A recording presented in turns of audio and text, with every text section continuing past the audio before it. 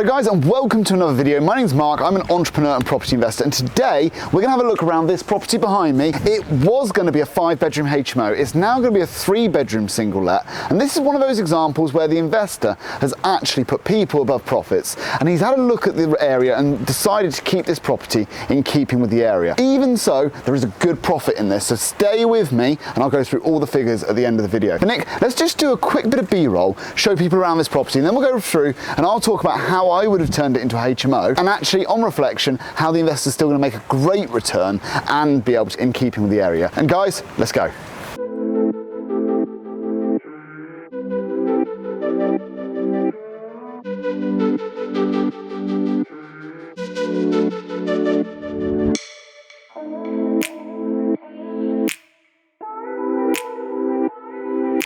So guys, let's go and have a look around the property, and I think I'll take my sunglasses off because we're inside.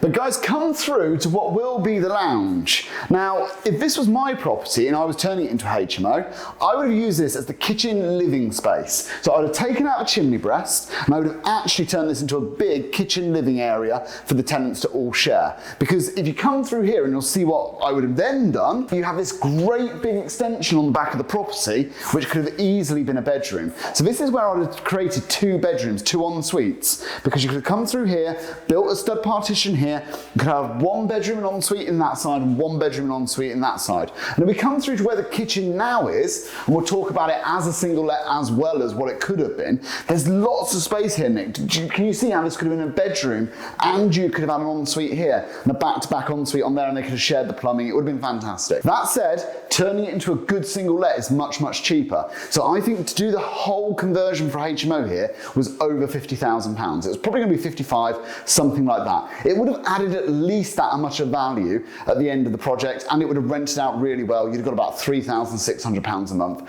maybe a little bit more in this area. But guys, in terms of this finish in here, this is a great big space, and I could have easily put a bedroom here, but I think it works equally as well as a massive kitchen. 3-bedroom house, you don't normally see kitchens that this big with that much, and if we go around here, Nick, with this much dining space. It's absolutely huge. I mean, it's, I don't know, the same space again, isn't it, Nick? It's really big. So you got a really good space here. Going through to the garage, this is where my other bedroom would have been, and it could, again, we could have easily insulated this all out, put some nice facade on, got it up to spec, and turned this into an ensuite bedroom. It would have been absolutely fantastic. But as a family home, brilliant space. What a space to have for storage. It's nice and integral. You can see that they've insulated the garage to the best they possibly can, I guess. This must have been the previous owners, so I'm guessing during the winter that area got cold, and what they've done is they've insulated it to make sure that cold stays out. And at the same time, there's a door here where Nick stood at the moment, and you can't see it, but it's there, and you can close that. Oh no, it's not, it's there. He's absolutely right, it's over there. It can go back there when we finish the work, I guess. But what a great space in here. Boiler's out the way, all the electrics are out the way, everything's out the way. I think it's a fantastic space and really good for storage. I don't think people store their cars in their garages anymore, do they? Nick, do you store your car in your garage? No. Guys, let me know in the comments if you store your car in a garage. I don't, and I'd be really interested if you do. But I think as a space, as a usable space, because it's integral to the house, it's a great usable space. Let's go upstairs, have a look at the 3 bedrooms. Because actually upstairs, if I was turning this into a HMO, I wouldn't have had to do anything. And as you'll see, as a single let, these are 3 very big bedrooms. So guys, come on, let's go. Nick, it's quite nice having this space out here, isn't it? Where you've got this sort of corridor bit, you know what I mean? Like the stairs wrap round. And I think it's that design feature that, although aesthetically from the front I don't necessarily like, but inside it really works, because you get this double height space and then you get this extra space around the side, and that actually means that the bedrooms, I think, are just so much bigger because they push this porch out this way. So let's go upstairs and have a look at how that all feels. Nice and warm in here as well, isn't it, Nick? Considering there's no heating on. Yeah. So up here, we've got 3 bedrooms, and we'll go into all of them. This, would you believe it, is the smallest. And it's massive. This could be a master in some of the 3 bedrooms that we've been to. I can't believe the size of this. I think as a whole, because this property is so big, it's going to rent out really easily. And guys, I know you're probably looking at this thinking, oh my God, there's so much work left to do. There really isn't. This is just paint and carpets now. Kitchen's in, electric's done, or just being finished. I've been told that will be finished by the end of today. Plumbing plumbing done or finished by the end of the day. You know, we are very, very close to the end here. But once the carpets are in, I'll be able to talk to you about this massive echo. It's really annoying. So Nick, here we are at the bathroom. What do you think? Really good space, right? Like, this is going to be fantastic when it's finished. I've just been told the power shower's being put in today. The shower curtain, not curtain, what do you call it? Shower screen. That's going up today as well. So this should all be finished, the bathroom today. And I love these marble effect tiles. What do you think, Nick? They're good, aren't they? Yeah. Really nice marble effect tiles. All the plumbing's been sorted out. Really good at the end of the day. Let's go to the other two bedrooms. Let's have a look at the master and the smallest room. So this is the master. It's big, isn't it? I mean, what more do you want me to say about it? It's a big, big room. I can't wait to start going through the figures of how much this has been bought for and how much we're going to make on this. As I said, it's not actually mine, it's one of our investors, but I can't wait to run through the figures because the purchase price on this was $280 and the renovation's actually been quite low. The market's moved on a bit, there's a lot of profit in this now. So Nick, look out the window, mate. Look at that extension. That is the bit that on this property really sells it, okay? That extension has added, what do you reckon that is? I reckon that's 1, 2, 3, I think that's 4 or 5 meters, something like that, all the way out. And the other ones along here, none of them have got it. It's just that extra space that made that kitchen really big. And for me, this is why this house would have probably been a 5-bedroom HMO, because another bedroom's going in there. Otherwise, I'd have only been able to get 4 out of it. But because that extension was already there, and I don't believe the investor really paid any uplift for that extension, I think that's a great addition. For me, that's what would have sold it for the 5-bed. Let's have a look at the smallest bedroom though, and then let's talk figures, because I really want to go through those with you. So the last bedroom, Nick, what do you think? I like this one. It's not even that small, is it? It's not small at all. Again, I checked all the sizes before the investor bought this. This was within legal size easily. I think it was about 85 square foot, so it's still a very big room. Really good space. But you can imagine it as a child's bedroom, can't you? The cot over here, something like that. All of this for play area, all the toy storage. I think, to be honest, as a single family home, this house is absolutely fantastic. Really big main bedroom, really big second bedroom, which could either be a huge office or a good second bedroom for some children. And then you've got this massive space in here. And you could easily put a single child, you could put a double bed in this quite comfortably. But honestly, I think this is really a good child's room. That's what I would use it for if it was a single let. You've got a storage space in here, you've got a hot water tank, you've got airing cupboard. I just think this is a great house. But let's go downstairs, let's talk figures, because I think that on my channel is what everybody's interested in. Because you're interested in this not necessarily for what it started as and what it became, but how much money did we make in the process. So let's go and talk about that downstairs in the kitchen. Nick, so we'll do, before we do that, mate, I want to talk about the garden. Can you get this looking pretty again with the lighting? Cool. Look at the garden. For a HMO, it would have been perfect. But even for a family, if you've got maybe pets, a dog or something like that, if you want like a barbecue area or a low maintenance area, how fantastic is that? It's already laid to paving stone. Great space. It's quite big as well, although a bit of it's been eaten up with that extension.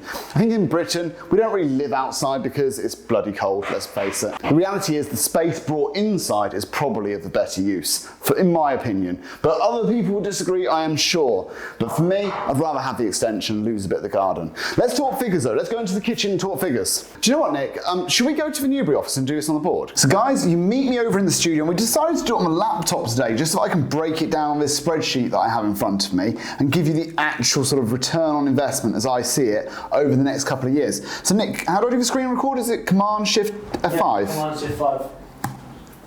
And then just press record? Make sure it's the entire screen.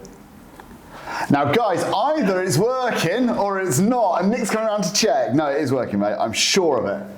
If not, we're gonna have to do a second take. We're gonna roll, we're gonna do no outtakes on this take. It's gonna be as it is. So guys, here's the property. He purchased it for $280,000, as you can see up here. We think the new value, once all the work's finished, is gonna be around $330,000. Now, I think there would have been an option to extend and do that garage conversion. Probably cost about $10,000 to $15,000. That would have probably added another $15,000 to $20,000 to the value. I think there could have been more in it, but ultimately, because it's a single let, the rent would have probably been about the same, so I can understand why you might not want to outlay that capital. However, the property was bought on a bridging loan with the intention of doing a refinance after the work, and I believe he said that the stamp duty was at the reduced rate because it was classed as uninhabitable when he purchased it. There was no kitchen that worked. In fact, I think he tried to get a mortgage, it was unmortgageable. There was lots of other things that came into this property, and eventually it got deemed as uninhabitable. So I just changed that figure to 3,000 because it went over and above the standard amount. There would have been a small amount of stamp duty to pay. That said, it would have been reduced. Now there is a lot of fees in there because they've got bridging fees in there, and I think he said there's about £6,000 worth of that. So once all the fees come in, he reckons it's around 10 grand. I think that sounds about reasonable. He's going to have it turned around in 3 months from purchase to renovation to refinance, so reducing the amount that he's going to be paying in interest to the bridging company. And the renovation costs came in at around 20,000 because whilst it was uninhabitable, we weren't really doing the renovation to lift the value, we were doing the renovation to make it habitable, and we were replacing a kitchen with a new kitchen, we were replacing a bathroom with a new bathroom. It was all like for like type stuff. There was no major structural work, there was no creating it into fire doors or any of that for HMO use. It was a very, very straightforward renovation. So about 20,000 for a single let, very straightforward renovation, not doing lots of electrical works. And I think in fact, including in there, the painting and decorating, we didn't move any walls, we didn't do anything, we didn't change the doors. It was very, very straightforward. Just new kitchen, new bathroom, new carpets, bit of tiling, leave everything else as it is. So all in, it's going to be £103,000, which is a huge amount of money. And if you worked out the return on investment, if it's rented out at 1,400, which looking at the market rent in Didcot, I think it's somewhere between 13 and 1450, maybe 1,500 at a real push. So for me, 1,400 feels like it's about the right number for me to be using on this. You would only get a 6.78% return on investment. Not great. That's not what I would consider a great return on investment. That said, the deal doesn't stop there, does it? Because we need to go down here and have a look at how much money he pulls out. He's going to be pulling out around 37,500 based on this new value of 330. Now if that became 320, then, oh, I've only done 32,000, that's no good, 320,000, then he'd only pull out 30,000 and the deal changes again. But let's work it on 330, which is our current estimate. He'll have a combined return on investment of 55% of his money, so that is with the refinance money and with the rent that he'll receive combined, he's going to get over half his money back out of this deal in year one. And in fact, it will only take just over 2 years, in fact close to 3 years to get all of his money back out of this deal. If we did it at 320, let's have a look, he would get 45% combined ROI. Again, we use this combined ROI rather than this rental ROI because once you've got the money out of the deal and once that capital has come back to you, the ROI becomes much stronger. And we can't compare it like for like because any property where you didn't have to do any work and you just rented it out would probably perform better than this, even though you're making like £30,000 of uplift value on top of the spend when it comes to renovations, and more like 20,000 when all the fees and everything are taken into consideration. All of that's not taken into consideration on pure ROI. Let me correct myself there. And it's really important for us to look at it on a combined ROI basis. So does the deal stack up for me? I think it's great. I mean, half your money out in year one, you can't complain. You've got net cash flow of about £600 a month. That's strong. Assuming private rent rises at 3% per year, it doesn't take many years for that to start to be increasing. So guys, look, I hope you've enjoyed this video. I hope you've enjoyed that tour. What we will do in 2 weeks, we'll go back, we'll do a video of it finished because it's only going to take them another 2 weeks to finish that property. And at that point, we'll be able to see the finished article. I'll be able to give you all the figures exactly as it is. At the moment, these are what we think it's going to be. The refinance, I think, is taking place on the 29th. So in 1 week time from when I'm recording this. So guys, we'll go back after that's happened. I'll know what the figures are and I'll be able to give them all to you and you'll be able to find out exactly how this is all planned out. But as far as I'm concerned, there's a good profit in this. This is half your money back in year one, which for me is a really decent result. Let me know in the comments what you think, guys. I can't wait to read all of them. I'll reply to every single one and I'll see you on the next video. Cheers, guys.